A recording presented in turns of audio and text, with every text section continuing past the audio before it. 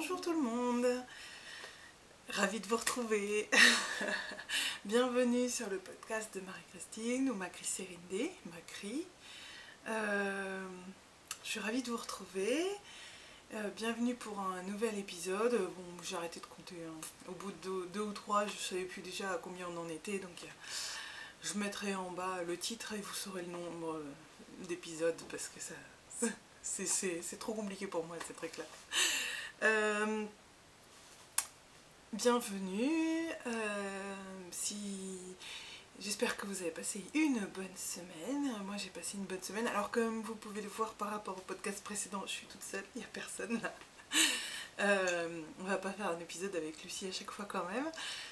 Merci pour l'accueil que vous lui avez réservé la semaine dernière, ça m'a fait plaisir, ça lui a fait plaisir. Je vous avoue que c'était un épisode un peu plus speed, un peu moins détendu, parce qu'avec une petite puce qui s'agite et qui tient plus en place et qui en a marre, bon, je pouvais pas être aussi zen. Mon mari qui regarde quasiment aucun de mes podcasts, il a regardé je crois le premier, et puis il a regardé un peu celui-là, et le dernier donc avec Lucie, et il m'a dit ouais t'es pas comme d'habitude comme, t'étais pas aussi détendu, t'étais pas aussi tranquille. Bah oui, forcément avec une enfant on n'est pas tout à fait naturel. Voilà, mais bon, c'était très rigolo. Je pense qu'on renouvellera l'expérience, je pense qu'elle s'est bien amusée. Mais voilà, donc là cet après-midi elle est chez une copine, donc j'en profite, je suis tranquille. Il y a la petite qui dort à la sieste. Voilà. Donc je suis un peu à l'arrache par rapport à ce que j'avais prévu pour ce podcast parce que du coup le mercredi je bosse pas, mais finalement il y a eu des soucis hier au boulot et du coup j'ai un peu bossé ce matin. Donc j'ai pas pu j'ai pas pu prendre le temps pour cogiter comme j'avais prévu. Je vous en parle plus long, mais j'ai différents petits projets en tête et voilà. Pour l'instant c'est pas complètement fini d'être mûri. Alors j'ai plein de trucs autour de moi à vous montrer.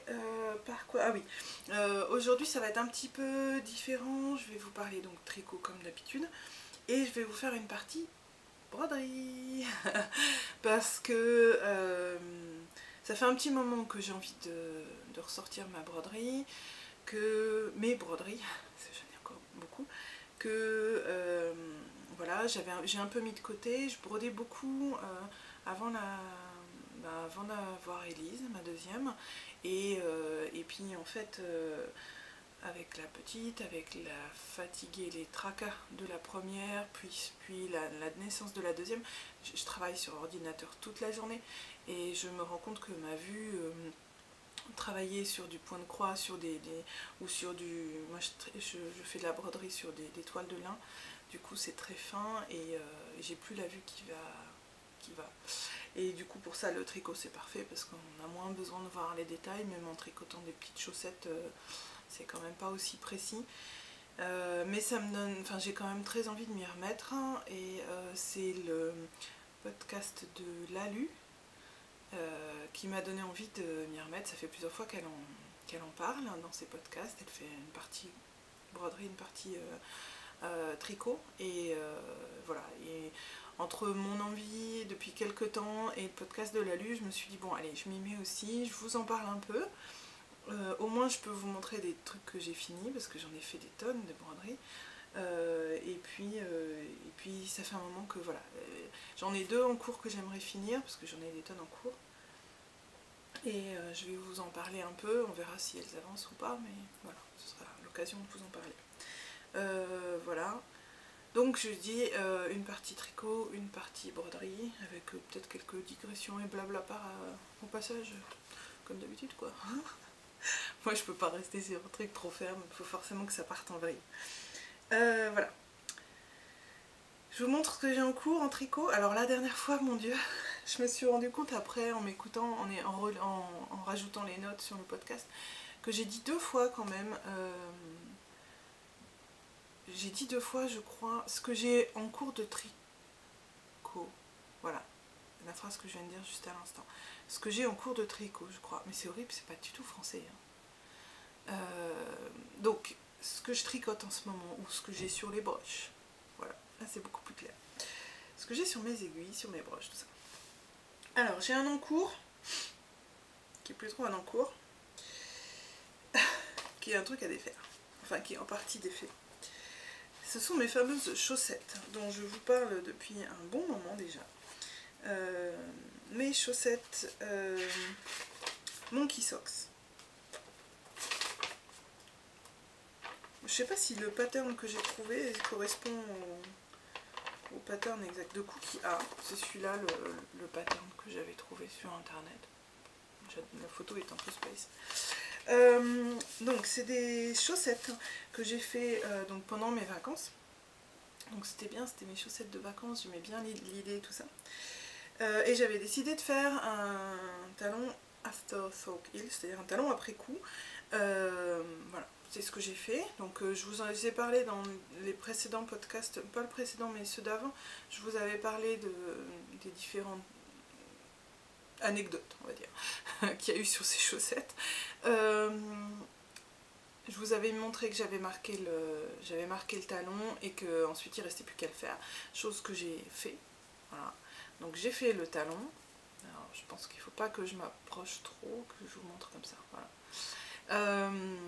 Donc la chaussette est finie, l'autre était presque terminée, j'avais tout fait sauf le talon. Donc j'ai fait le talon de celle-là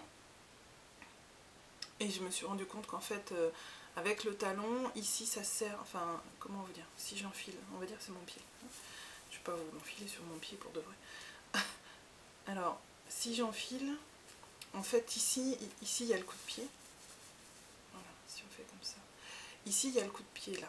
Et chez moi, j'ai toujours eu, depuis toujours, un coup de pied fort, puisque même ma mère elle me disait que c'était dingue, que pour trouver des paires de chaussures, de bottes quand j'étais petite, c'était compliqué. Donc ça a toujours été compliqué. Donc j'ai, on va dire, une grosse bosse là, ici. Comme ça. Et du coup, avec le talon, en fait, ça tire très fort sur cette partie en diagonale. Parce qu'en fait, le système de talon après coup, on ne fait pas du tout d'augmentation sur le pied. On fait juste le talon là. Et je me suis rendu compte en l'enfilant, donc j'ai réussi à l'enfiler, certes. Je vais éteindre mon portable, il était en sonore. J'ai réussi à l'enfiler, mais par contre, ça tirait très fort, j'ai vraiment eu très peur de casser la laine. Et puis surtout, c'était pas confortable une fois sur le pied. Alors je sais bien que les chaussettes ont tendance à s'agrandir un petit peu, mais moi je crains fortement que ça me serre au niveau du coup de pied. Parce que voilà, quand je les ai portées, c'était pas agréable du tout. Donc du coup, j'ai décidé de recommencer. Donc je pourrais défaire la chaussette jusqu'à peu près là, parce que c'est là qu'on va commencer les augmentations. Tout compte fait, donc là il n'en reste plus qu'une parce que l'autre elle est déjà en pelote. Voilà, je pense que enfin c'est pas je pense, c'est je vais tout défaire. Je suis un peu dégoûtée parce que c'était les chaussettes que j'ai fait pendant mes vacances et donc bon voilà, elles seront... Je vais tout défaire et je vais les refaire en faisant, alors du coup je pense faire la technique du Fish Lips Kiss Heel. C'est le talon où on a l'impression que c'est un bisou de poisson. En fait je pense que je vais faire comme ça parce qu'en fait c'est une technique que j'ai jamais fait et je me suis dit que bon, les chaussettes c'était l'occasion de tester des nouvelles techniques. Et je pense que le type de chaussettes où on augmente petit à petit en fait le nombre de mailles le long du pied, ça me convient mieux vu mon coup de pied. Voilà, donc du coup, bon c'est dommage, mais bon sans regret, de toute façon elle me va pas. C'était clairement pas une chaussette pour qui que ce soit d'autre que pour moi. Donc voilà. Et alors si, il y a une autre petite chose, c'est que par exemple si je mets ça, je me suis rendu compte en fait en mettant une laine contrastante là pour faire le talon après coup, que en fait un rose comme ça irait vachement bien avec. Donc je pense que je vais refaire mes chaussettes, mais avec les doigts de pied, les orteils et le talon en laine un petit peu un rose clair contrastant. Voilà, pour réveiller un peu cette couleur qui est assez... Moi j'aime bien, mais elle est assez foncée, c'est pas trop dans mes tons. Donc on voit bien là, c'est pas trop mal. J'espère que c'est pas trop flou. Je vois pas bien ce que vous voyez parce que j'ai toujours qu'un petit miroir derrière. Donc Ouais. Et elle est jolie, hein, mais elle est un peu terne, un peu sombre pour moi. Et je me dis qu'en lui mettant une petite laine rose clair, ça pourrait être sympa. Donc voilà, c'est un peu dommage, je suis un peu tristoune, mais bon, bah, d'un autre côté, c'est la vie. Quand on tricote, on défait aussi. Et puis, je préfère la défaire et puis au final la porter, plutôt que la laisser comme ça en me disant qu'est-ce que je fais, machin. Ou alors trouver que je suis serrée, puis finalement ne jamais la porter parce que ça serre trop et que voilà, ça sert à rien. Donc voilà, les chaussettes. Deuxième ouvrage en cours qui lui avance bien et se porte bien, c'est le colibri pour ma Lucie. Alors, si vous vous souvenez, au dernier podcast, il m'en restait encore une bonne partie à faire au niveau du jersey. Et donc, j'ai fait toute la partie, donc là, c'est l'emmanchure. Donc, il y avait tout ça à faire en jersey. Et donc, j'ai fini le jersey. C'est un peu... J'essaie de vous le montrer du côté de la fenêtre parce que c'est la partie où ouais, il y a plus de lumière. Et donc en fait on fait toute la partie en jersey, après on continue donc dans la laine principale et on fait une bordure avec une espèce de petite dentelle. J'espère que vous la voyez pas trop mal. Sinon vous regardez sur mon compte Instagram ou même sur Ravelry, je crois que je l'ai mise. Hier soir je crois, j'ai mis une photo de la petite bordure là en dentelle, enfin une sorte de dentelle, ouais, un petit point en fantaisie, et c'est super joli, j'adore, j'adore, j'adore. Donc voilà, donc il me reste ça à faire, il en faut 4 de répétitions, donc là il y a 3 rangs et c'est bon, c'est fini. Et ensuite je rabats les mailles et ensuite j'attaque les manches. Et alors après, c'est pas fini. Parce que là, la bordure, elle est en 2,75, le reste du corps est en 3. Donc c'est quand même, ça se tricote pas si vite que ça. Et ensuite, j'ai la partie encolure à faire. Donc il faudra reprendre les mailles qui sont mises en attente et relever un peu des mailles là sur le bord. Je sais pas si vous arrivez à voir. Sur le bord du gilet.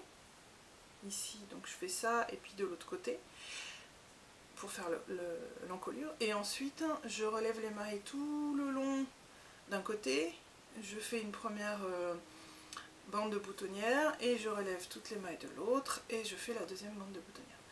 Donc il n'est pas fini, il y a encore plein de trucs à faire. Mais bon, il est génial, il est vraiment agréable à faire, les couleurs sont vraiment chouettes, ma fille elle a bien choisi. Les manches ça devrait aller, je suis pas très manche mais bon je suis pas non plus trop contre, ça va tout seul en Magic Loop, moi j'utilise la technique du Magic Loop, ça va tout seul quoi, ça se fait tranquille, mais bon ça avance doucement parce que c'est en 3 et les bandes de boutonnières je me demande si c'est pas en 2,75 de nouveau, donc voilà, ça avance lentement. Je l'ai fait en Madeline Tosh Sock, voilà, et tant que j'en suis là, celle-là c'est la Posy, et en fait j'ai presque fini la première pelote. T'es où pelote? T'es où? T'es là, voilà. J'ai presque fini la première pelote, donc je pense que je vais en avoir besoin d'une autre. Et par contre il me reste encore beaucoup, celle-là je me souviens plus le nom de la couleur. Il m'en reste encore beaucoup, donc je pense que j'aurai largement assez pour finir les manches, il m'en restera. Et j'en ai un deuxième écheveau. Je vais pouvoir me faire une chaussette avec le deuxième. Une paire de chaussettes. Quoi, c'est de la Tosh Sock? C'est fait pour des chaussettes, non? Bon, je sais pas si je le mettrais sur des chaussettes, parce qu'elle est tellement agréable, tellement douce, qu'elle irait parfaitement sur un châle aussi. Bon. Voilà, donc voilà pour le colibri, il avance bien. Je vous ai pas redit de qui c'est, tout ça, mais on va pas le répéter à chaque podcast, si on va le répéter à chaque podcast. C'est de Sandrine Costa, Meiji et Auguste. Voilà, c'est celui-là.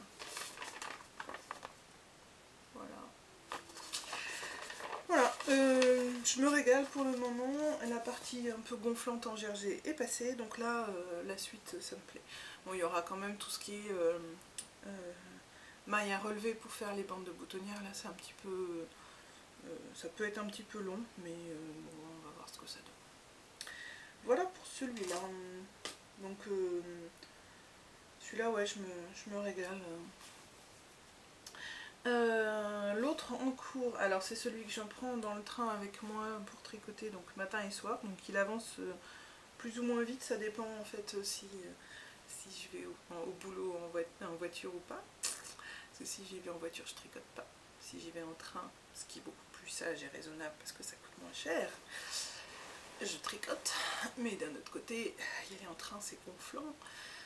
Donc ces temps-ci, j'ai un peu tendance à alterner sur les 4 jours de boulot. Ces derniers temps, j'ai une journée en télétravail à la maison et ça m'arrive d'aller une journée au boulot en voiture. Donc au final, je n'y vais que 2 jours en train, ce qui est beaucoup mieux au niveau qualité de vie. Par contre, ça fait pas avancer le tricot. Voilà. Donc par rapport à la dernière fois, je l'ai toujours pas mis sur un nouveau câble, sur un câble plus long, donc vous verrez pas. Mais par rapport à la dernière fois, je pense qu'il a quand même un peu avancé. Et alors du coup, quand il y avait Lucie, là, on était un peu pressés, j'ai pas trop pu vous expliquer mes choix de pourquoi les couleurs, enfin comment j'ai mis les couleurs, etc.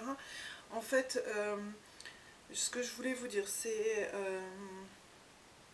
Marianne, alias Maman Crotte, qui l'a fait il y a longtemps, celui-là.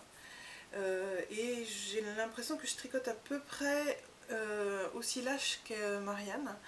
Et je me souviens que Marianne a eu un petit souci de quantité de laine. Il lui en a manqué sur la fin. Et elle a été obligée d'enlever une répétition, parce qu'on doit avoir 5 répétitions d'alternance. Vous voyez, là, ça fait... Là, ici, j'ai une répétition, une deuxième, une troisième, j'en suis à la 4e et j'en ai encore une 5e. Et donc Marianne avait manqué de laine, parce je pense qu'elle tricote assez lâche.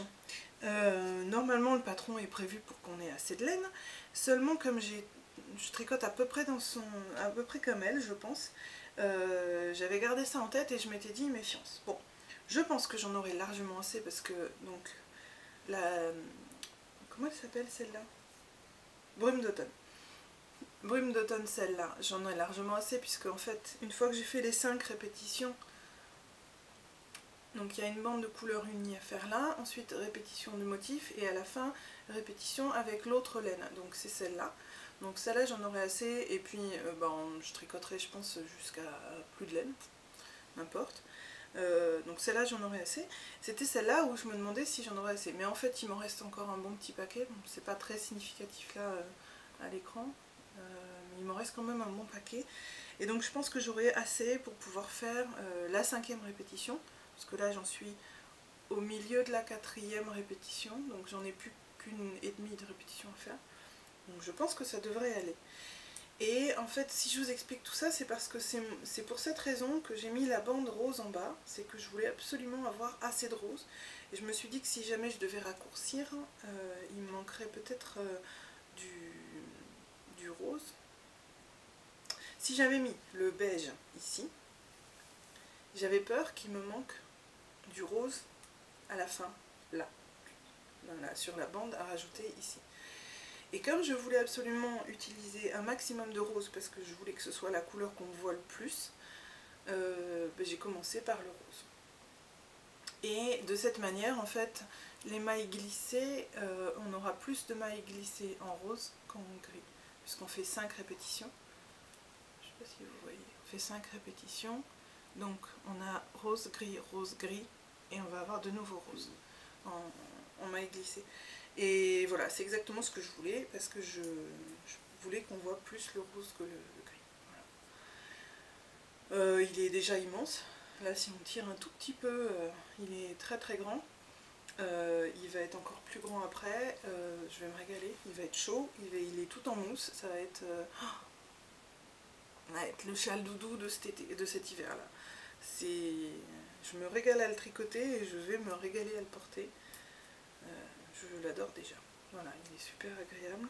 C'est en graines de laine, en pimprenelle de graines de laine. Et bon, sans surprise, c'est de la bonne qualité, c'est de la bonne laine, c'est une superbe couleur.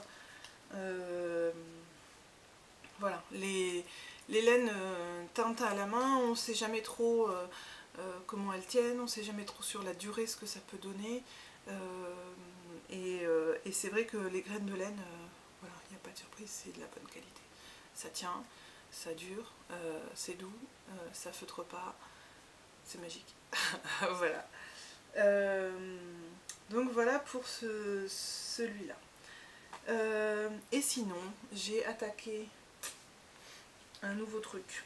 C'est pas raisonnable d'attaquer un nouveau truc, j'ai déjà assez d'encours comme ça. Mais j'étais tellement déçue d'avoir été obligée de défaire ma paire de chaussettes là, qu'il fallait que je commence quelque chose. Alors, je cherche dans mes affaires, parce que je crois que... Voilà, j'ai mis le petit papier ici. Alors...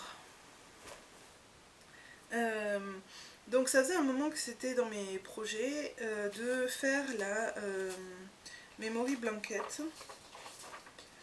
Alors il y a plein de versions sur Ravelry. Je vous montre un des patrons, il y a celle-là. Alors je sais pas si vous allez voir des... On voit pas très bien les photos, mais si là ça peut être assez parlant. C'est plein de petits carrés qu'on assemble en fait les uns avec les autres. Alors ce qui est bien, c'est que c'est au fur et à mesure. Donc ça signifie pas de couture.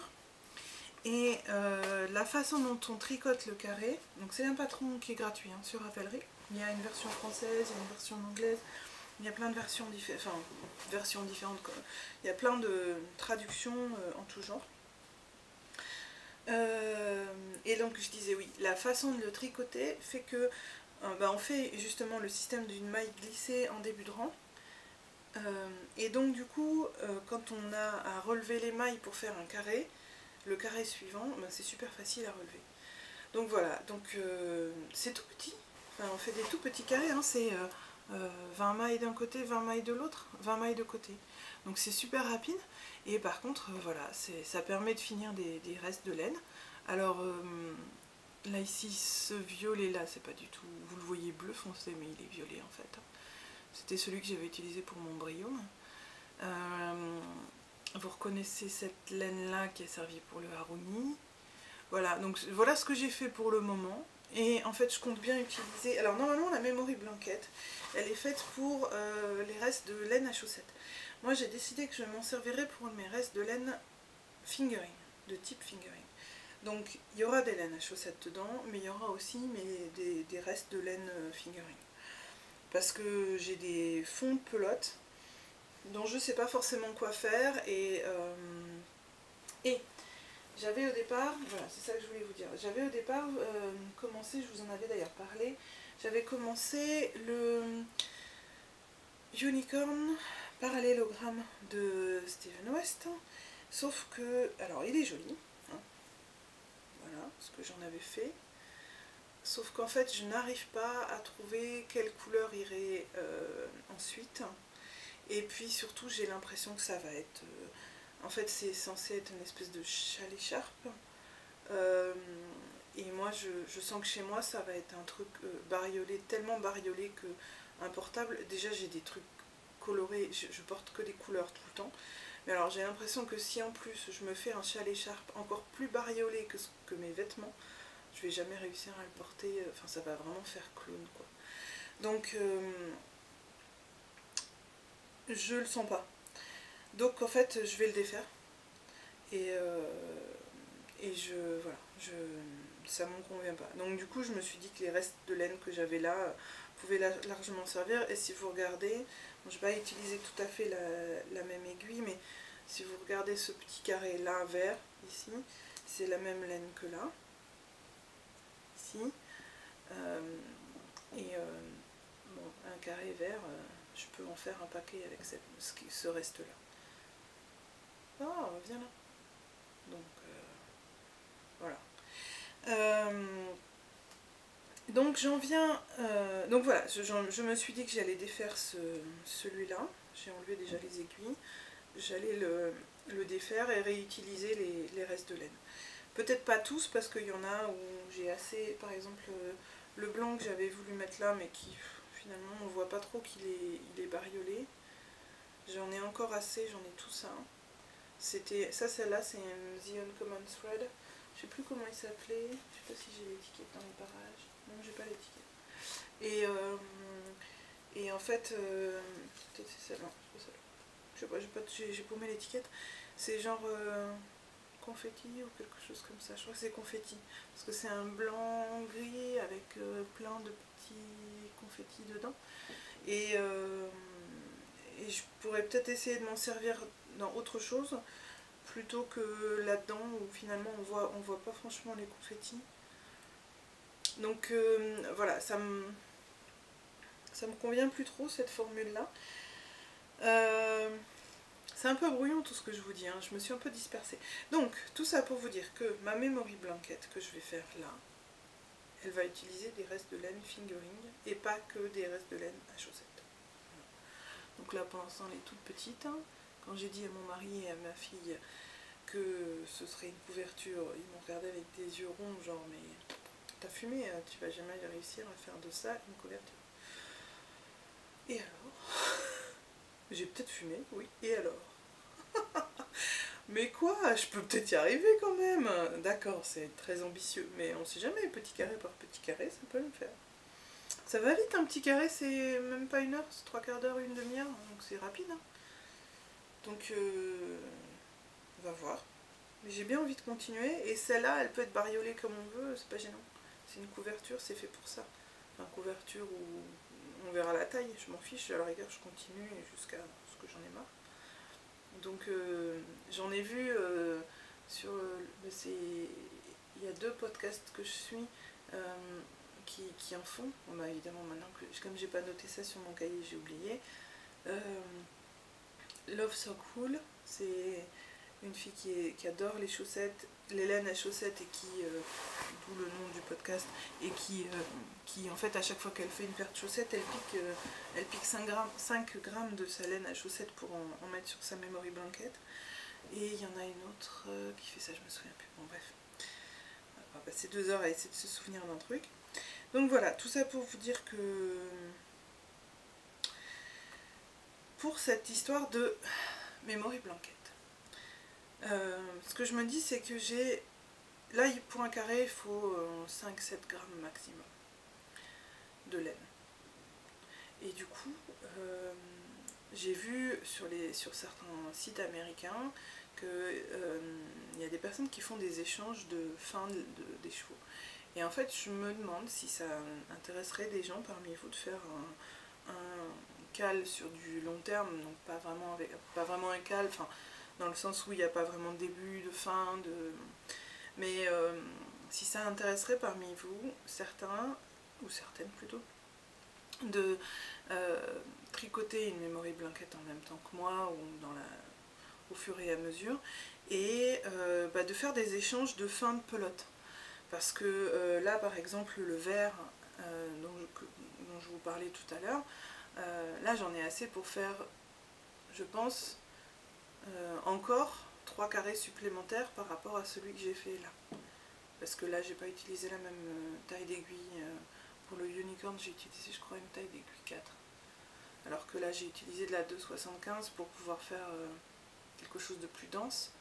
Bon, et donc du coup, ce que je me dis, c'est que certes, je serais ravie de le réutiliser plus loin dans ma couverture, mais je serais aussi ravie de faire un échange de une partie en fait de cet écheveau avec quelqu'un d'autre et puis d'utiliser une laine que je n'ai pas l'habitude d'utiliser. Voilà, donc c'est une idée. J'aimerais bien que vous me disiez ce que vous en pensez. Parce qu'en fait, on pourrait tout à fait imaginer un espèce de... Enfin, oui, c'est un peu comme les swaps ou ce genre de choses, quoi. L'idée, c'est de faire des échanges. Moi, je propose un certain nombre de fins de stock de laine et à échanger. Et puis, voilà, avec quelqu'un. Donc, je sais pas du tout si ça intéresserait des gens. L'idée, ce serait de pouvoir avoir plein de variétés de laine, type fingering, laine à chaussettes volontiers, ou pas laine... parce que là, c'est pour une couverture, bon, c'est pas non plus très grave si c'est que de la pure laine et s'il n'y a pas forcément de nylon dans chacune. Donc voilà, j'aurais bien aimé que vous me disiez ce que vous en pensez de ce projet-là. Je me demande si je vais pas, parce que ça fait un moment que je réfléchis à monter ou pas un groupe sur Ravelry, en rapport avec mon podcast et les sujets dont je peux parler. Et du coup, je me demande si ça peut être intéressant, mais il existe déjà plein de groupes intéressants en rapport avec les podcasts. Il y a celui de Mélina, le petit panda, mais qui fait plein d'autres trucs. Il y a celui de Moira, il y a celui de Annie Lucier. Il y a plein, Catrico, et pas Castrico, Aliénor, Fille d'hiver, je crois que j'en oublie encore la moitié. Cocotte Knits, voilà, il y a plein de groupes sur Ravelry en rapport avec les podcasts, mais je voulais savoir si du coup ce serait intéressant voilà, d'en ouvrir un qui permettrait entre autres voilà, de parler de ces échanges autour de ces petits morceaux de laine, de cette fin de pelote, ou bien d'un autre thème dont je vais parler après. Voilà. Est-ce que ça vous intéresserait de faire des échanges de fin de pelote? Ma question est là. Il n'y a pas besoin de grand chose, je vous dis, c'est à peu près 5 grammes. Bon, je pense que suivant les laines, c'est pas exactement la même. Mais au pire, même si on a moins, là, à un moment, je sais plus sur laquelle, j'ai cru que j'en avais pas assez. Et en fait, on peut toujours faire 2 couleurs dans un petit carré, c'est pas gênant quoi. On en prend une qui. Enfin, ça fait une laine un peu contraste. Enfin, ça fait une rupture dans le carré, ça fait deux couleurs différentes, mais c'est pas si gênant que ça quoi. Donc voilà, dites-moi si ça vous intéresse comme thématique dans les commentaires là, ou sur le blog, ou n'importe où vous voulez par mail. Je pense que vous devez pouvoir me joindre par mail aussi, sur YouTube ou autre. Dites-moi ce que vous en pensez, parce que voilà, moi j'avoue que ça me plairait bien de faire des échanges, mais je sais pas si je suis toute seule. Alors. Voilà. J'ai ici à côté de moi, je sais pas si vous pouvez voir, ouais, vous devez pouvoir voir tout un tas de... Bon, il n'y a pas tout, il n'y a pas que ça, il n'y a pas que des restes de pelote. Mais là, j'ai plein de restes de pelote en tout genre. Et voilà, là, sur celui-là, j'ai un peu moins de 20 grammes, je crois. Donc avec ça, je peux faire, je pense, 2 carrés. Facilement 2 carrés. Ouais. Donc voilà, je sais pas si ça vous intéresse, mais... voilà, tenez-moi au courant. Donc, voilà pour la Memory Blanket. Il y a un truc que je voulais vous montrer parce que j'ai pas fini d'ouvrage là cette semaine, mais par contre il y a quelque chose que je vous avais montré la dernière fois et puis qui n'était pas encore bloqué. C'est mon Haruni. Alors je vais vous le montrer bloqué. Voilà, alors je pense que là par transparence vous devez voir quand même plutôt bien. Il est super grand, donc hop, si je m'éloigne beaucoup, voilà, il fait ouais, à peu près mon envergure. Et il est super agréable. Alors, hop, vous voyez oh ouais, par transparence avec le mur, je pense que vous devez bien voir. Vous voyez comment ça fait joli les fleurs et tout. Oh là là, c'est magnifique. Je suis complètement fan de ce châle. Et j'ai déjà eu... Enfin, ça fait tout drôle parce que jusqu'ici, j'avais pas forcément... on m'a fait quelques compliments sur ce que je faisais, c'était sur les pulls des filles. Mais sur les châles que je porte, il y a quelques collègues qui sont intéressés, mais sinon la plupart des gens s'en fichent complètement. Mais là en fait il y a des gens qui m'ont fait des remarques, des compliments, en me disant oh c'est magnifique, c'est pas toi qui l'as fait quand même. C'est moi, c'est moi, avec mes petites mains. Voilà. Vous voyez là, c'est chouette. Il est vraiment très très beau. J'arrête pas de le porter, il est doux. Et alors, contrairement à mon habitude, du coup, je le porte comme ça, juste pour que on voit là, qu'on voit la belle dentelle. Je peux pas le mettre dans l'autre sens, quoi. Mais j'aime pas trop le porter comme ça, comme on dit certaines, c'est vrai que ça fait un peu bavette. Je préfère le porter dans l'autre sens. Mais là, c'est quand même hyper important de mettre ça, là, et qu'on voit la dentelle devant, quoi. Hop, comme ça, là. C'est chouette, là. Voilà, je l'adore, il est super joli. Et puis comme il commence à faire un peu frais en ce moment, c'est parfait. Ça va pas être très chaud tout l'hiver, hein. Je pense que je vais pas pouvoir compter sur lui tout l'hiver. Mais voilà, il est magnifique. Je pense que sur le canapé, ça lui rend pas hommage, on le voit pas assez. Mais voilà, je voulais quand même vous le montrer, le Haroni fini. Donc vous trouverez toutes les explications et le patron sur Ravelry, c'est un patron gratuit. Voilà.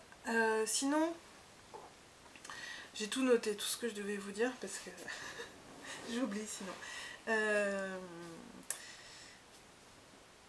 Vous avez peut-être vu sur mes ongles, là, vaguement, je ne vais pas montrer trop en détail parce qu'il est déjà ébréché.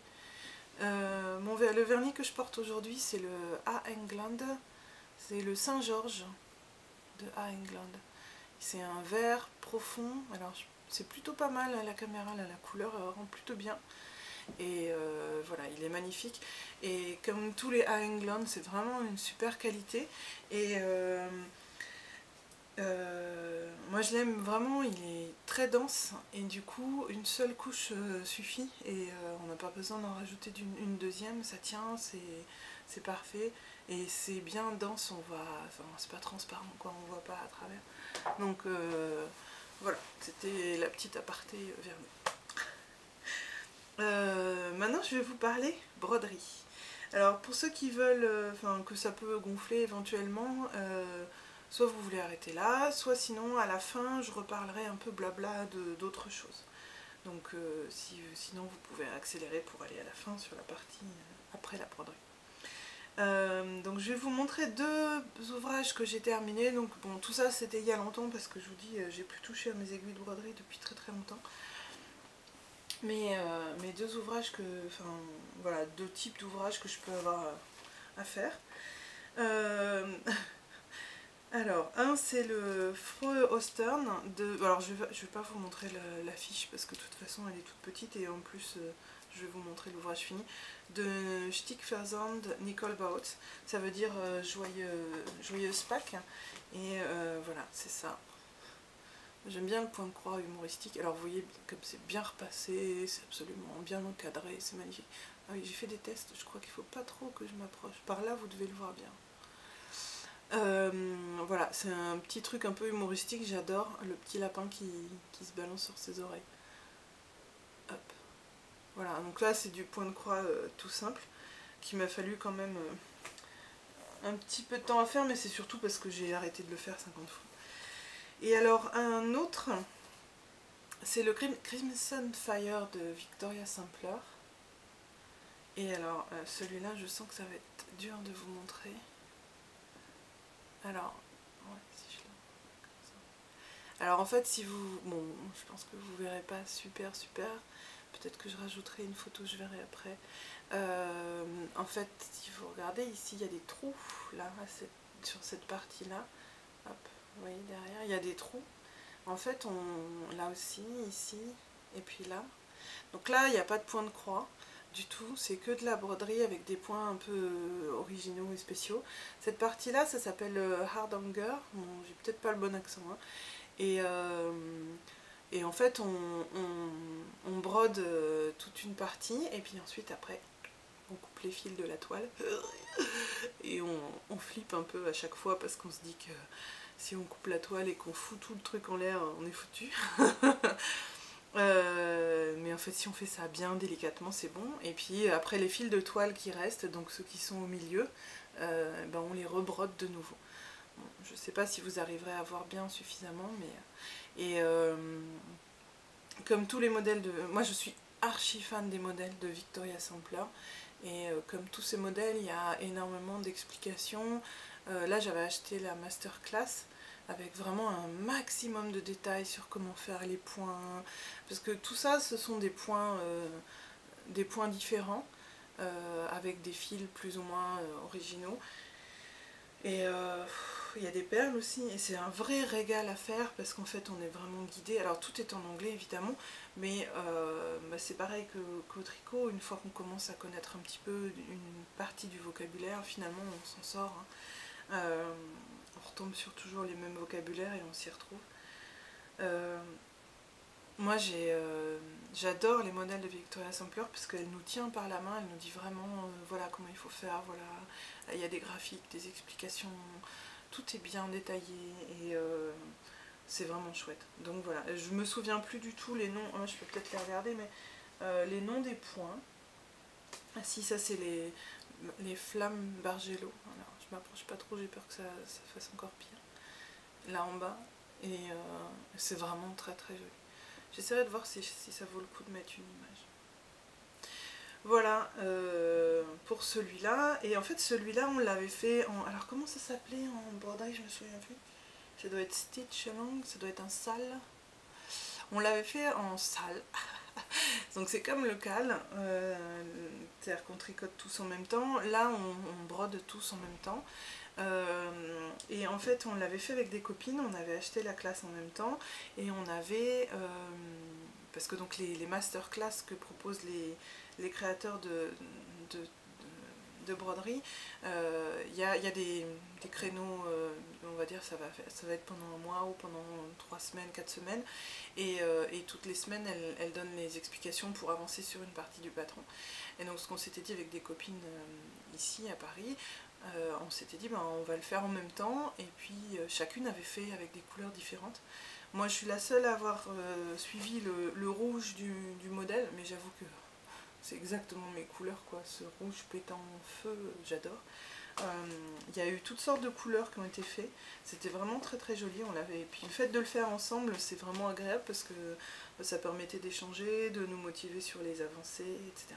Et voilà, donc je l'ai fait il y a un petit moment et j'ai mis un temps fou à le finir, et je l'ai fini il y a 2 ans pendant la grossesse de ma deuxième, parce que comme j'étais en arrêt maternité assez tôt à cause de mes grands transports, et que j'étais bien reposée, que je travaillais pas du tout sur l'ordinateur puisque je travaillais pas, du coup j'avais largement les yeux pour pouvoir bien broder comme je voulais. Donc c'était chouette, j'ai pu me régaler. Voilà mes 2 ouvrages que j'ai finis, enfin deux parmi ceux que j'ai finis, et puis alors j'en ai 2 en cours. Alors je vais vous montrer celui-là. C'est une pochette à projet, genre voilà, de Drone Thread. Alors hop, ça c'est la couverture, et puis ensuite derrière on voit, donc il y a l'intérieur où on peut mettre un petit tambour, les petits échevaux, le ciseau, et puis comment on appelle ça, le 4e de couverture. Ma fille vient d'apprendre ce terme là, donc et là pareil, c'est quasiment pas de points de croix et que des points spéciaux. Alors comme je suis une très très mauvaise élève, non seulement je laisse mes aiguilles sur le travail, mais je laisse aussi mon tambour, donc voilà. Voilà. Donc là en fait j'avais brodé la 4e de couverture, le texte, donc du coup c'est tout plissé, hein, voilà. Parce qu'en plus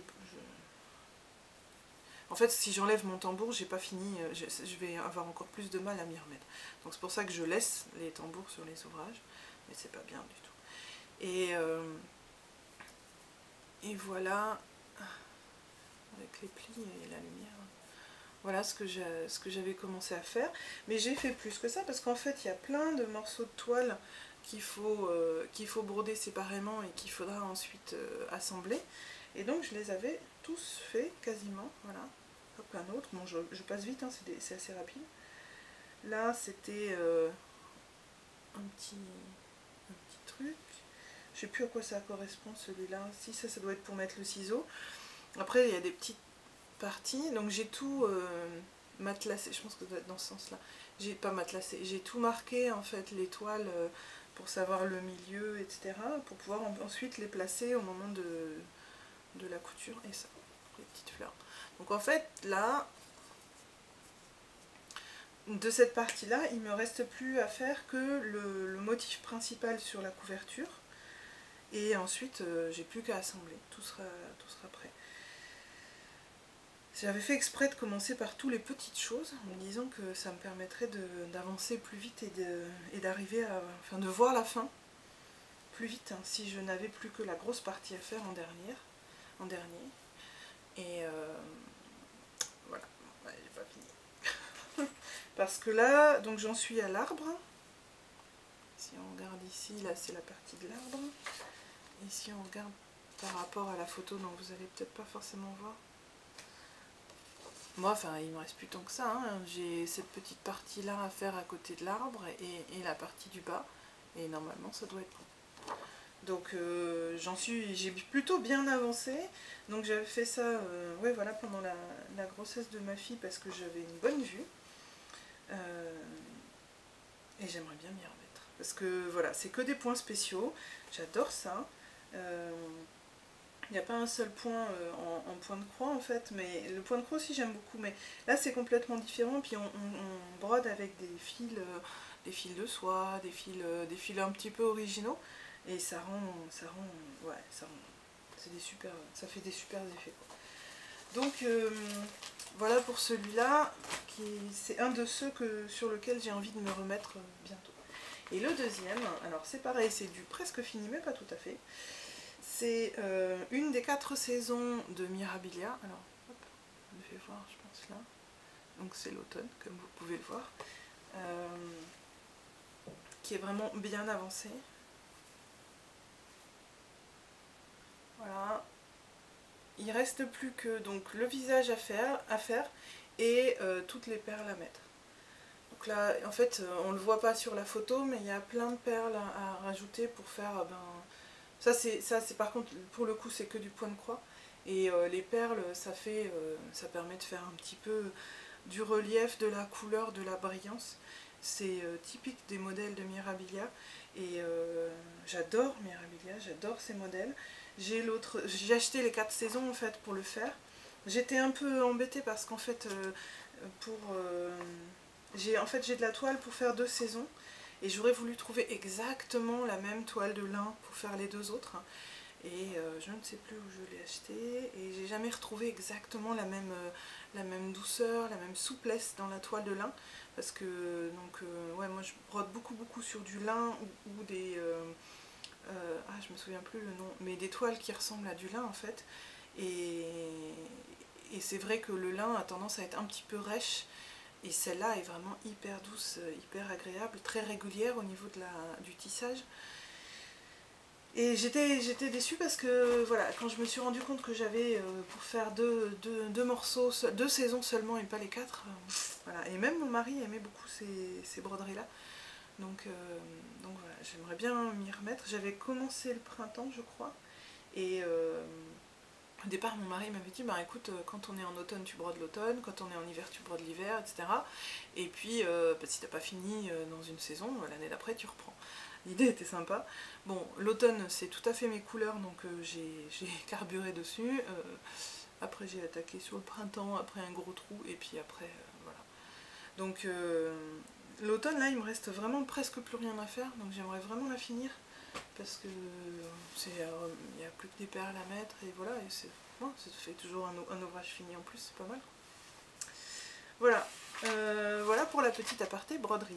Donc peut-être que vous en entendrez parler les prochaines fois. Avant de parler blabla, je fais pas les blabla du panda, mais les blabla de Macri, etc. Bon, j'en fais un peu tout le long, alors c'est pas... avant de parler blabla, donc, je voulais vous parler podcast. Je voulais vous parler de 2 podcasts qui me plaisent bien. Donc je pense que certains parmi vous le connaissent déjà, c'est celui de Annette Pétavy, Mon crochet et moi.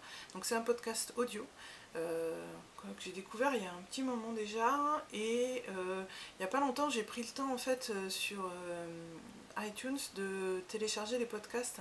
Alors c'est pratique parce qu'on les télécharge à l'avance. Et quand on est en Wi-Fi par exemple, et ça bouffe pas le forfait 4G ou 3G, parce que les podcasts vidéo qu'on regarde sur YouTube, moi je peux pas les regarder entre midi et 2 au boulot parce que ça me prend mon forfait, enfin pas au boulot mais en pause déjeuner, ça me prend le forfait 3G et puis très rapidement j'ai plus quoi. Alors parce que j'ai pas de Wi-Fi au boulot, gros drame, sur mon téléphone. Donc du coup, tout ça pour dire, je m'éparpille, que le podcast de Annette Pétavy, il a le gros avantage de pouvoir être téléchargé quand on a du Wi-Fi sur iTunes. et pouvoir l'écouter quand on veut. Et donc en ce moment, elle m'accompagne à peu près tous les midis, ou très souvent le midi quand je suis en pause déjeuner. J'écoute un petit podcast, un épisode de mon crochet et moi. Donc c'est hyper intéressant. Alors, et ça s'appelle Mon crochet et moi parce qu'au départ elle est très, elle est plus crochet que tricot. En réalité elle parle quand même énormément de tricot. Ce qui est intéressant, c'est qu'en début de son épisode, en fait, en début de chaque épisode plutôt, elle parle de technique de crochet, donc en fait de ce qu'elle a donné comme information dans la... non, de donner... Elle parle de sa lettre d'information et de ce qu'elle a expliqué comme technique sur ce sujet-là. Et donc ça c'est intéressant parce que c'est voilà, des réflexions sur tel type de technique, comment rentrer les fils facilement quand on a plusieurs fils à crocheter de couleurs différentes, des astuces en fait auxquelles j'aurais pas forcément pensé, qui permettent de creuser, donc c'est hyper intéressant. Et ensuite elle parle de, elle a une deuxième partie et moi, où elle parle à la fois de ce qu'elle a mis en ligne dans sa boutique. Donc ça c'est intéressant, ça permet de découvrir des modèles auxquels on ne pensait pas. Donc il y a aussi bien des modèles tricot que crochet, et ce qu'elle a fait, elle, ce qu'elle a tricoté ou crocheté. Moi je trouve ça hyper intéressant. Souvent elle termine par un bouquin qu'elle a découvert ou qu'elle a trouvé intéressant. Elle partage quelque chose avec nous. Voilà, ces podcasts sont vraiment très intéressants, aussi bien d'un point de vue créatif, d'un point de vue technique, d'un point de vue variété de ce qu'elle peut nous faire découvrir. Moi j'aime vraiment bien. Donc je vous conseille voilà, le podcast d'Annette Pétavy. Et un autre podcast que je vous conseille, c'est un podcast vidéo, donc c'est celui de Céline de Sans Souci la Violette. Alors Céline, j'adore tes podcasts. Les deux derniers en extérieur c'était magique, le dernier dans la forêt c'était super. Elle dégage une tranquillité, une paix, un calme, que je pense que vous n'avez pas forcément en regardant le mien. Moi des fois je me dis mais je suis trop agitée dans mes podcasts, je parle dans tous les sens, mais Céline elle est tranquille, elle est calme, elle nous montre des choses toutes simples, donc elle parle beaucoup tricot, aussi couture, ça dépend des occasions en fait, et puis elle a une partie à la fin phytothérapie, et c'est vraiment intéressant tout ce qu'elle raconte. Et puis je vous dis, quand on regarde ses podcasts, on est zen, on est tranquille, elle est calme, et ça fait vraiment beaucoup de bien en fait. Moi je trouve ça hyper intéressant. Et puis voilà, encore une fois, tous ces podcasts en fait, c'est fou comment on peut être... Enfin, on est de plus en plus nombreuses à faire des podcasts, et au final on a tous à apporter des choses complètement différentes, et on a tous... Alors ça a coupé, donc je reprends là où j'en étais, je suis un peu perdue. Mais je disais, on apporte tous des choses différentes, et on a tous des laines, des modèles et des choses comme ça que les autres ne connaissent pas forcément. Et c'est vrai que voilà, Céline elle me fait découvrir plein de trucs à chaque fois que je connaissais pas, mais comme toutes les autres podcasteuses d'ailleurs. Et voilà, et donc je vous conseille vraiment son podcast, il est vraiment intéressant, et je vous dis, on ressort de ces épisodes complètement détendus et zen, et ça c'est agréable, voilà. Voilà, bon, comme ça a coupé, ça m'a un peu perdue, je sais pas ce qu'il lui a pris à l'appareil. J'espère que tout sera pas perdu. Et maintenant, dernière chose, je voulais parler d'un thème qui me tient à cœur, dont je vous avais parlé, je sais plus si je vous en ai parlé podcast d'avant, l'épisode d'avant, mais au moins vous avez remarqué que je me corrige, hein, parce que donc Moira nous a dit il faut dire épisode et pas podcast, hein, donc je fais attention, je dis épisode. Dans l'épisode soit précédent soit celui d'avant encore, que je voulais tricoter pour, voilà, pour des gens qui sont dans le besoin, parce que bon, voilà, nous on tricote, on croule pas sous l'argent, mais on peut pas dire que dans nos univers de tricoteuses on soit quand même des pauvres malheureux. On a un toit sur la tête, on a de quoi manger, on a de quoi se payer de la laine, donc c'est globalement on s'en sort plutôt bien. C'est ce que je disais à ma fille, tant qu'on a un toit sur la tête, c'est l'essentiel, et qu'on mange à notre faim, finalement on ne peut pas trop se plaindre. Même si, certes, il y a des fois on ne peut pas s'acheter ce qu'on veut, on ne peut pas s'acheter cette pelote parce que ce mois-ci c'est un peu ric-rac, mais quand même, on a plutôt une vie, soyons un peu honnêtes avec nous-mêmes, on a plutôt une vie relativement facile. Et même si on a tous plus ou moins des... Voilà, on n'a pas tous les mêmes revenus, mais globalement, si on a... voilà, bref. Je vais pas me disperser. Tout ça pour dire que moi j'ai envie de tricoter pour des gens qui n'ont rien, qui n'ont pas de toit, qui galèrent pour manger, qui galèrent pour survivre et qui en sont en mode survie et plus en mode vie. Et voilà. Et donc ces derniers temps, donc la dernière fois je vous parlais d'un site qui existe qui s'appelle Tricoton pour les sans-abri, donc que j'ai pas encore osé contacter, mais je vais les contacter. Je suis un peu timide, alors bon. Mais voilà, qui tous les ans en fait ont fait des opérations pour regrouper en fait ce que les tricoteuses avaient fait et qui ont fait des distributions, donc soit à la Croix-Rouge, soit directement dans la rue. Donc je vous avais mis le lien la dernière fois.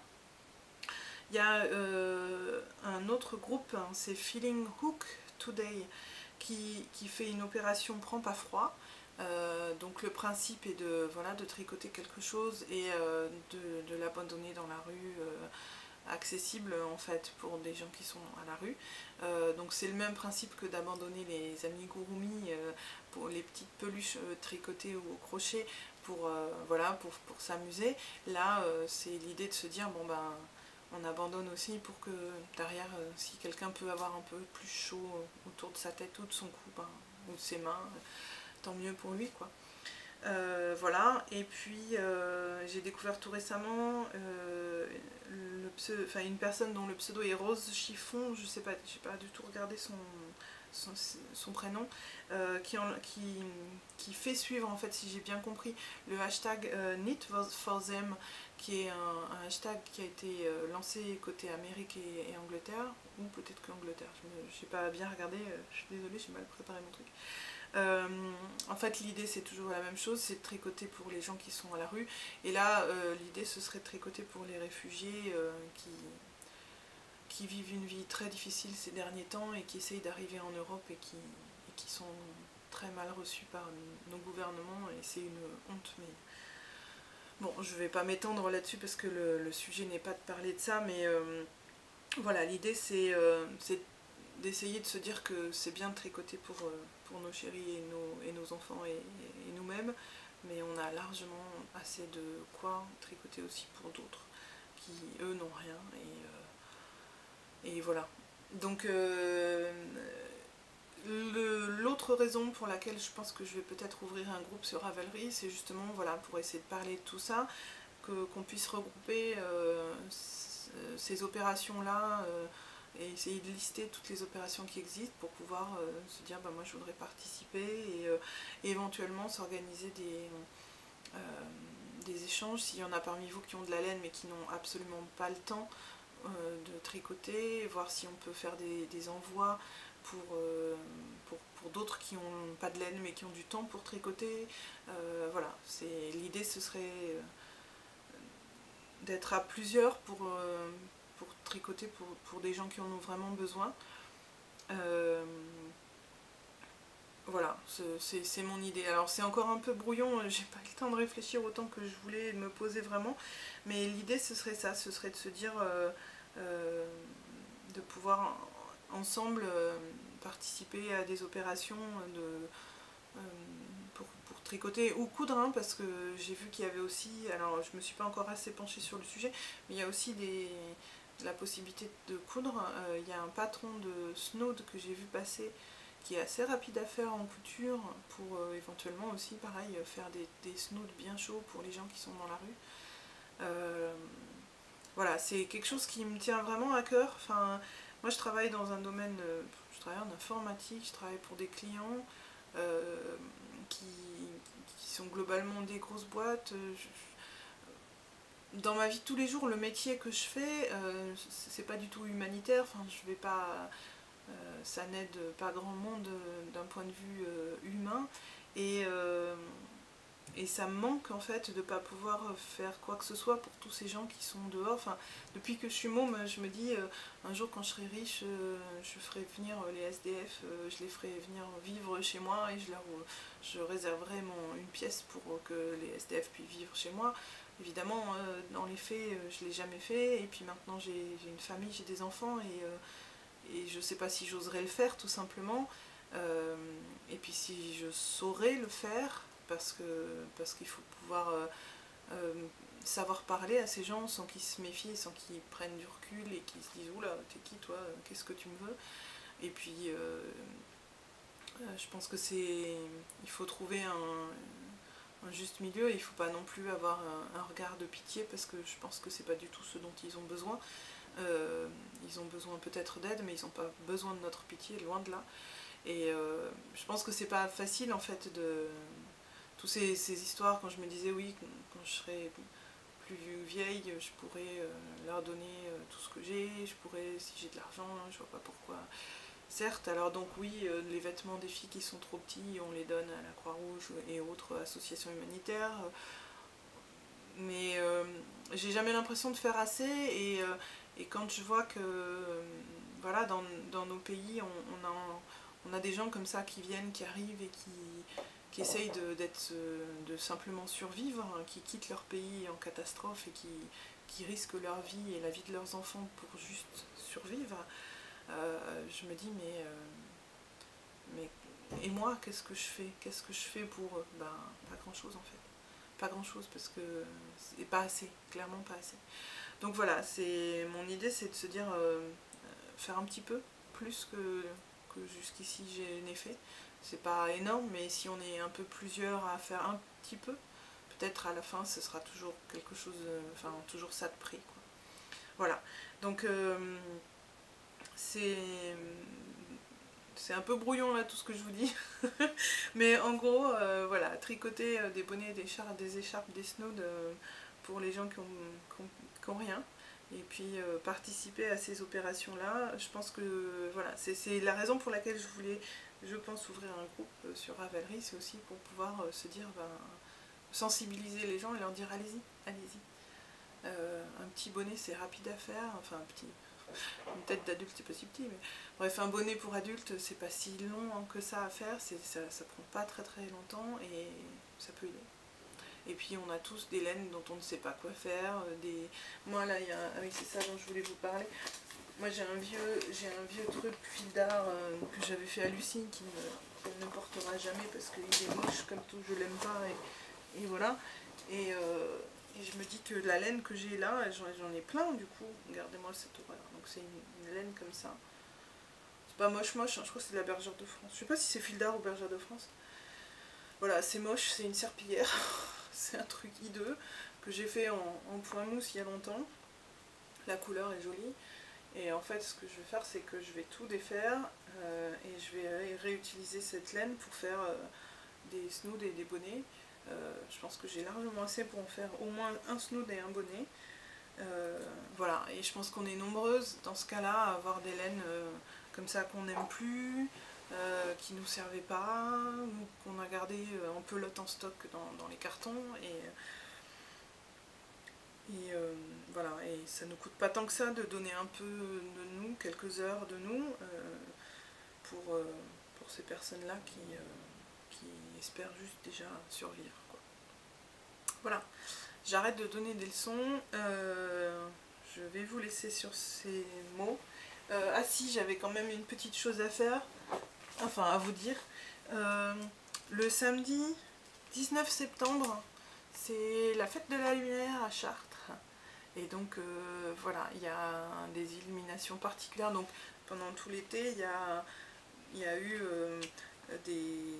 Je sais plus, pendant tout l'été, je cherche, mais les illuminations dans Chartres, elles commencent au mois d'avril-mai, je crois, et elles finissent au mois d'octobre. Et donc il y a plein de bâtiments qui sont illuminés la nuit dès que le soleil est tombé. Et en fait le 19 septembre précisément c'est la fête de la lumière. Donc il y a toutes les illuminations habituelles plus une fête particulière, de nouvelles illuminations, des événements spéciaux et tout ça. Et voilà, et donc si vous êtes proche de Chartres et que vous avez envie de venir, n'hésitez surtout. Et tenez-moi au courant si vous venez. Voilà, je vais m'arrêter là-dessus parce qu'en plus ma carte mémoire elle me dit que j'ai plus de batterie. Et j'espère que votre semaine se passera bien. Je vous retrouve la semaine prochaine. Et à bientôt. Voilà, tricotez bien. Et voilà, à bientôt. Au revoir.